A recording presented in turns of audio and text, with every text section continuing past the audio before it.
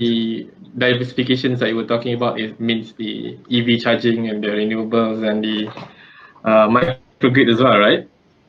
So I understand that besides revenue diversification, it also serves as an ESG effort by your company. So I understand that recently there's been a trend towards these ESG companies that we invest because of their ESG aspects. Like people call them impact investing, I think.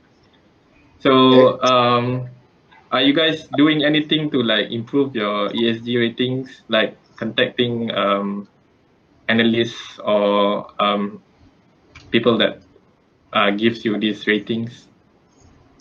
Well, we have not particularly focusing in chasing this, but we do, since the last 2-3 years of the Sustainability Development Program, and we do see ourselves as directly having the opportunity in it because of the industry that we are in. If I analyze it correctly, urbanization, modernization will continue to grow. And then, so when urbanization continue to grow, it means more and more electricity is required per energy usage of people living in, for example, Southeast Asia will increase over time. Because right now, if we compare to what we do in Southeast Asia, to Europe, and for example, or US, we are actually less than half or 1/3 of per capita energy that each of the consumer is taking per year. So that will means continuous use of electricity is definitely on the card, and we are in the industry, so we find that it becomes our mission to find ways and solutions to how to sustainably generate electricity for use of consumer, so that the growth doesn't happen on business as usual. So therefore, it goes into our effort into trying to build up microgrid, other than large-scale solar, of course, into giving solution to community that is in remote area, which is still haven't got grid going, to have access to electricity power in order to build economic growth and also activity. Because if you can imagine, there are about only 60% of Cambodian is having electricity. So of course, in every government, we believe is try to make electricity available to everybody, every citizen. So if the utility only solution is to build a grid like business as usual, and to bring concentrated power plant like coal or conventional power plant to bring electricity to the remote area, a lot of infrastructure and grid has to be built conventionally, where it will have a lot of impact to the environment. But of course, which I don't deny, at the end of the day, when a certain stage, the grid has to be reaching the place of remote area. But before it is viable, before the investment should go inside a remote area to bring electricity to a remote area, why don't we, if we are able to give 24/7 power supply without connecting to the grid, without using diesel genset, without continue to use battery and lead acid, how can we bring electricity to the people in the remote area while they build up their economic activity based on the electricity power they can receive? So we come up with this microgrid that we are trying to promote, which we are very fortunate. We are delivering 2 systems in Papua New Guinea right now, serving a village in the island off the main island of Papua New Guinea, and also a hospital that is serving about 1,500 people, that giving them a microgrid, 2 microgrid solution that is using super capacitor and also hydrogen fuel cell. Of course, paired together with the solar panel that we are sizing for them, so that when there is no sun for 2 days, the hydrogen will convert into energy to charge the super capacitor. So that they will have 24/7 power supply without requesting for diesel genset every day from a boat coming from the main island. So with this, we are rolling out a solution for microgrid so that we can participate and help in terms of sustainability development of electricity grid before, electricity generation before the grid comes, so that the people can enjoy what they from a benefit of electricity, while they don't have a lot of impact to the environment yet. So this will give us some kind of like a sustainable, helping to sustainably grow the community. So the same thing as also, because we are doing the infrastructure build up, EV charging is also, for the last 2 years we have been researching and working with partners from China and also in Europe to improve the charging infrastructure capability build up that we have. So from a 3 kilowatt right now, we can do up to 150 kilowatt charging station, which means for 150 kilowatt charging station, you can charge your car in about 20 minutes to 30 minutes full, from 0 to 80%. So now PESTECH is able to build a charging station like that if there's a requirement in any community or in any mall or anything. So why we feel that this is important is because also we feel that we should participate in bringing infrastructure that can reduce carbon output of car on the road. And we are the one who is doing electrical infrastructure, and why don't we come up with investment and know-how in order to have someone that can build the EV charging station rather than importing from overseas, from China or from Europe for that matter. So with that, we have developed for the last 2 years, able to have the infrastructure, and also on a app, application basis. In terms of apps, you can download to your mobile phone, and we can.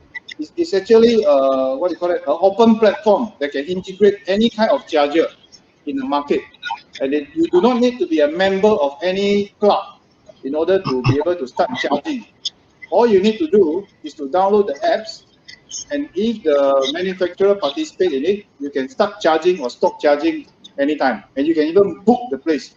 For example, in Asia Shopping Center, they have working with Park Easy, so they have 2-3 bay there that is using our charging and our apps, where you can actually book it, and also you can start charge and stop charge anytime, as long as you have the apps and you pay for the rate. So in this kind of revenue sharing thing, we hope to start the initiation of awareness into building more and more EV charger. And then in turn, we hope to motivate the government to allow more incentive for owning EV vehicles, because really there is a low-hanging fruit into reducing CO2 emission into the city. And if you ask me, how is the outlook of EV charging contribution to the group? Well, at this moment, we are treating it as an investment, and definitely we foresee there's a growth in the future that's coming.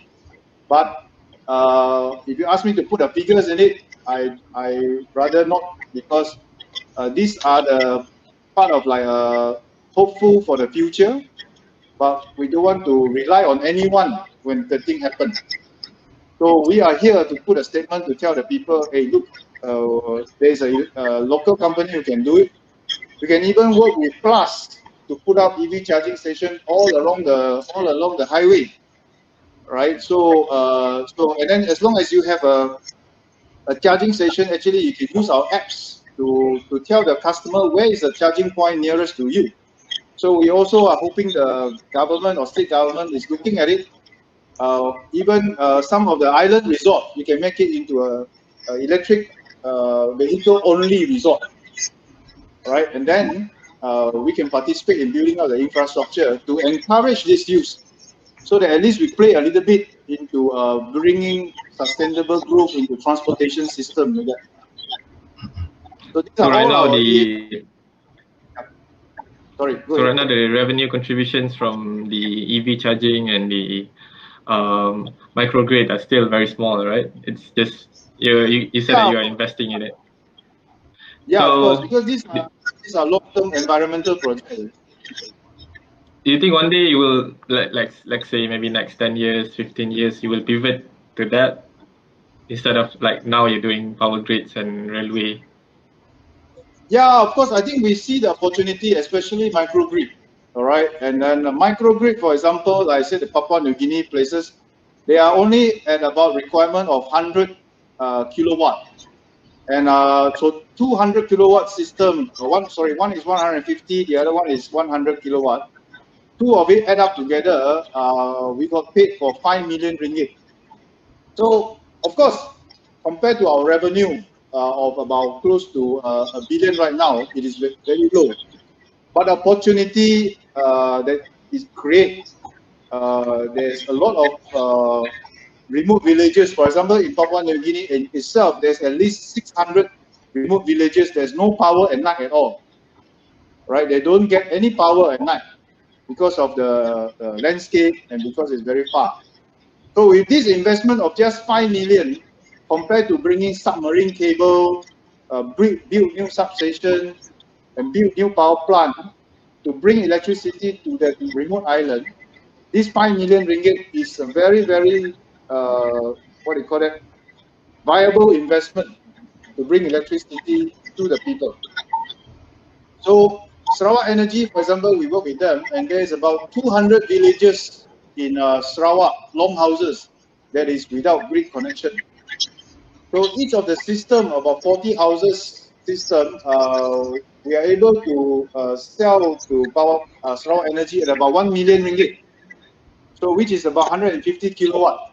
So it's not significant right now, but of course, other than ESG initiative, it also is an opportunity of higher margin to the group.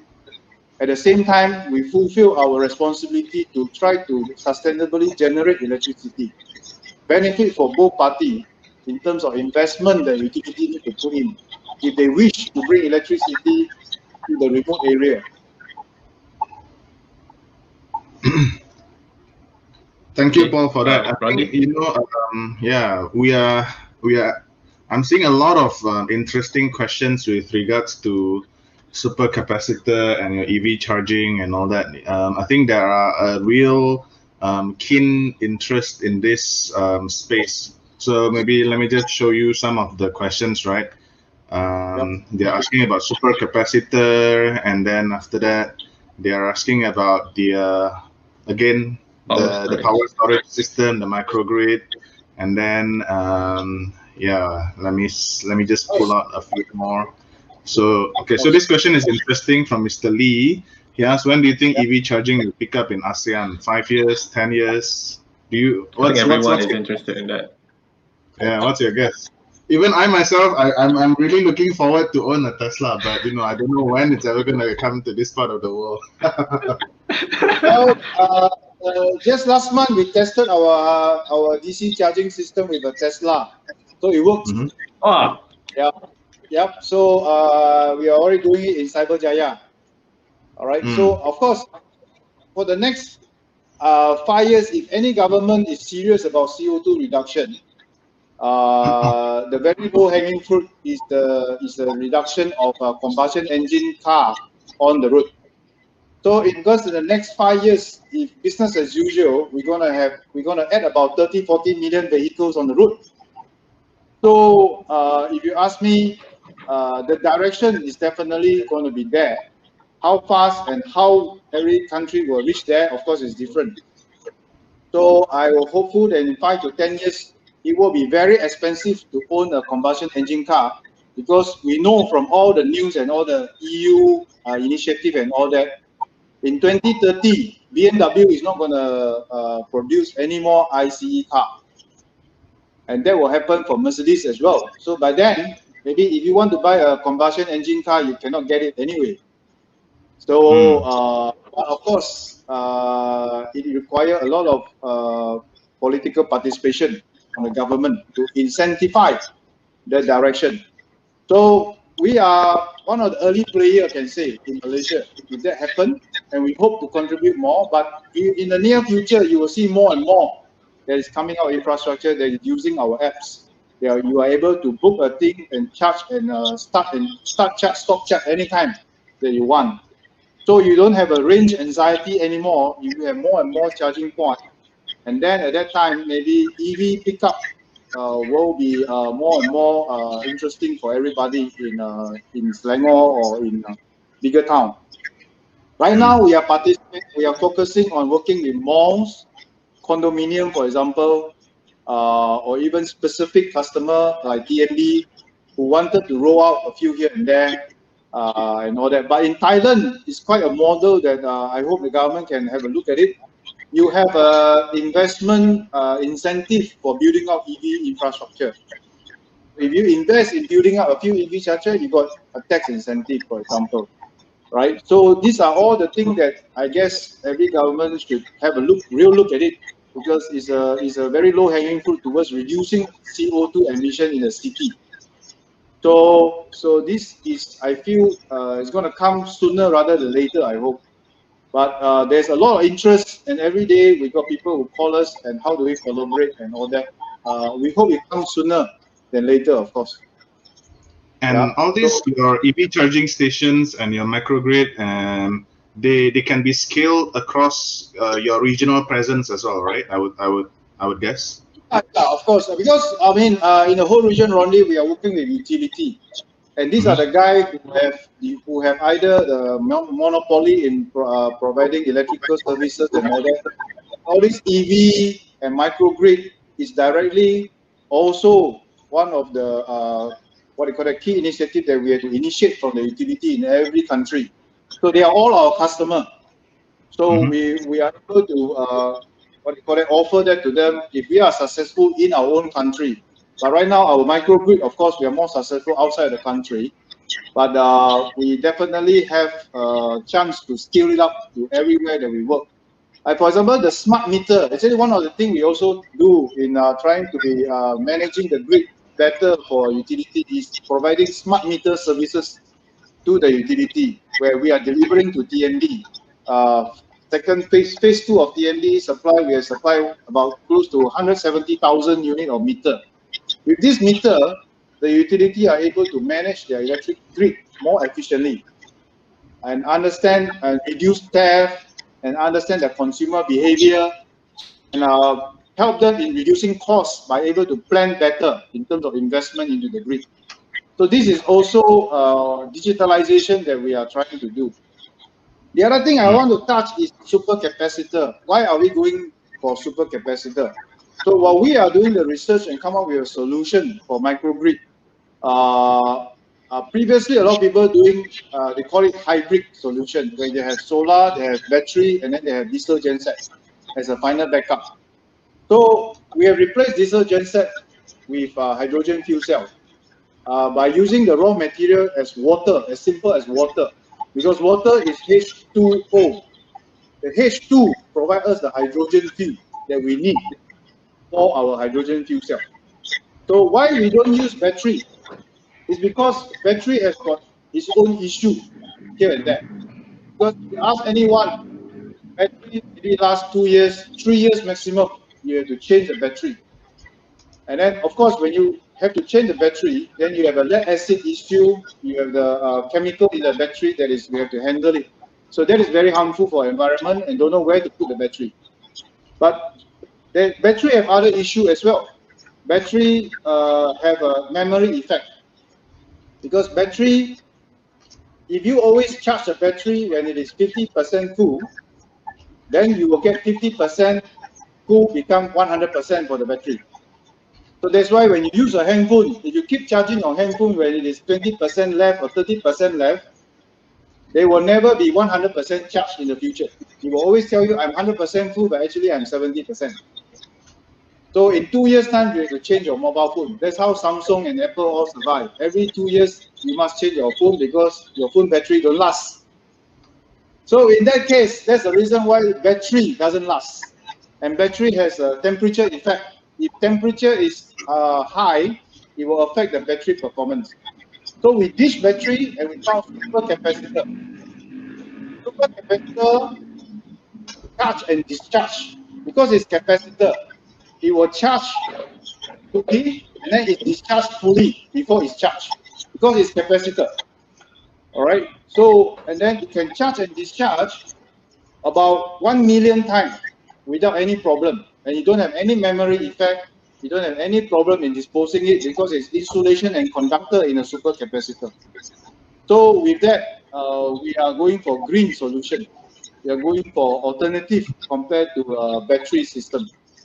So that's why we hope supercapacitor will be the way to go, because overall in 20 years of the microgrid life span, it is actually much cheaper than you use battery, right? Even though you may have a bit higher capital investment in the beginning, right? But that is the motivation why we change it to supercapacitor. For example, the hybrid places or remote, when they use battery, after 2 years, no more electricity supply at night.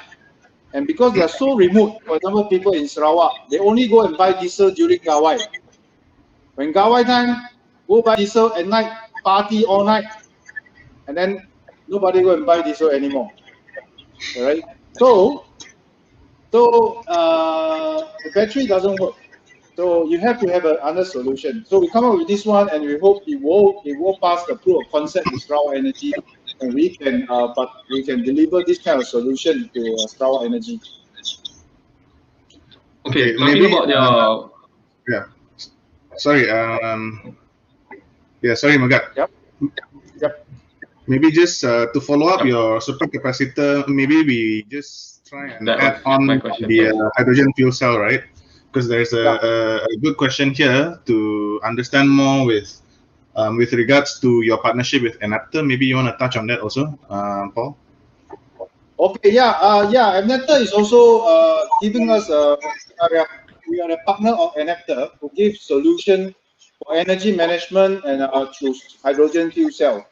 So we have localized some of the technology locally, where we are assembling and also programming and doing energy management system in our factory in Bukit Beruntung here to deliver to our customer in Papua New Guinea and also Sarawak.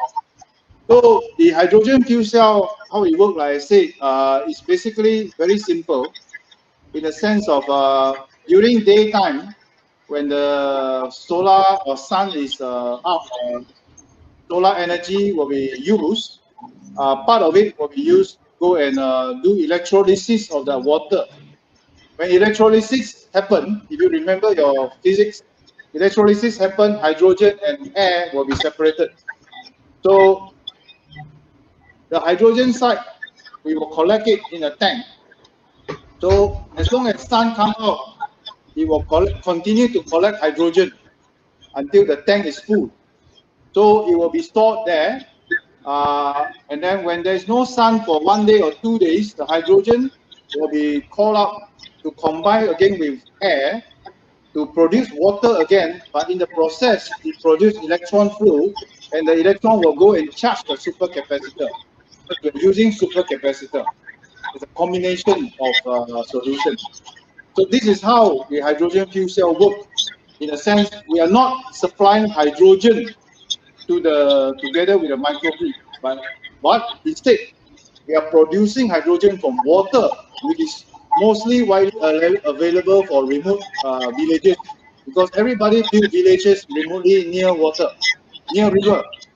So you just have to use the river water as your raw material. As long as it's the water, definitely you have electricity if you have a hydrogen fuel cell system. So that is the beauty of our solution. Magat? Yep. Okay, talking about your, I think this is the last question on the microgrid system. Because I think one of the main applications for energy storage that you use in the microgrid could be the grid storage systems for energy storage systems for grid applications. You know, like putting batteries in the grid. Because I think that will be a big sector going forward as we move into renewables. So, are you seeing any interest in that? And then, is the company planning to participate in that sector as well? Yeah, I mean, there's also one of the reasons. In fact, you point out a good point that I forgot. In Cambodia listing, because of our opportunity to list Cambodia, we also are looking for cornerstone investor where we target technology partner.